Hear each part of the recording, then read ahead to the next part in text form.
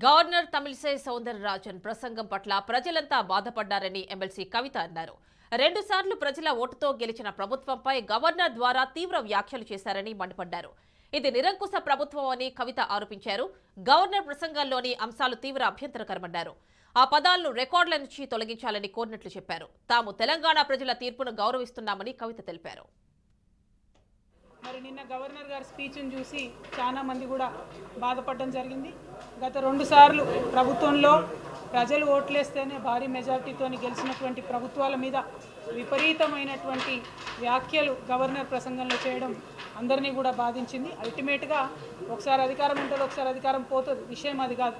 కాకపోతే ఎప్పుడు ఏ ప్రభుత్వాలు ఎన్నుకోబడినా కూడా అవి ప్రజల చేతనే ఎన్నుకోబడతాయి. కాబట్టి ప్రజల చేత ఎన్నుకోబడినటువంటి ప్రభుత్వాలను నిరంకుశ ప్రభుత్వాలుగా, నిర్బంధ ప్రభుత్వాలుగా రకరకాలుగా దూషించేటటువంటి ప్రయత్నం గవర్నర్ ప్రసంగంలో జరిగింది.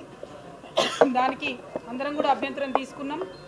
మరి అందుకే ఇవాళ శాసన మండలిలో గవర్నర్ ప్రసంగానికి ఒక అమెండ్మెంట్ కూడా ఇచ్చి మరి ఆ పదాలు తొలగించాలని కోరడం జరిగింది. ఎందుకంటే అది గవర్నమెంట్ని నిర్వచించేటటువంటి క్రమంలో తెలంగాణ ప్రజల యొక్క మ్యాండేట్ని అవమానపరిచినట్టుగా ఉంది. కాబట్టి ఆ అమెండ్మెంట్ని ఇవ్వడం జరిగింది.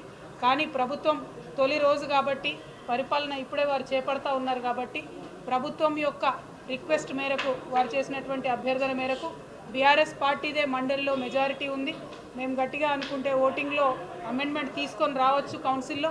కాకపోతే ప్రభుత్వానికి సహకరించాలి, తద్వారా ప్రజలకు కూడా ఒక మంచి మెసేజ్ ఇవ్వాలి అనేటటువంటి ఉద్దేశంతో మొదటి రోజు కాబట్టి గవర్నర్ ప్రసంగంలో ఉన్నటువంటి అంశాలకు తీవ్రమైనటువంటి అభ్యంతరం బీఆర్ఎస్ పార్టీ తరఫున వ్యక్తం చేస్తూ మేము మా యొక్క అమెండ్మెంట్ని విత్డ్రా చేసుకోవడం జరిగింది.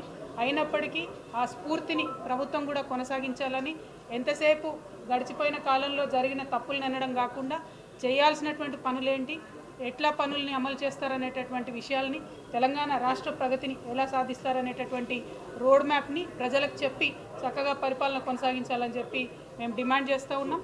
ఎక్కడ ఏ ఒక్క సెకండ్ కూడా తెలంగాణ ప్రజలకు నష్టపరిచే నిర్ణయాలు జరిగినట్టయితే ఖచ్చితంగా శాసన మండలిలో మేమందరం కూడా ప్రజల పక్షాన పోరాటం చేస్తామని ఈ సందర్భంగా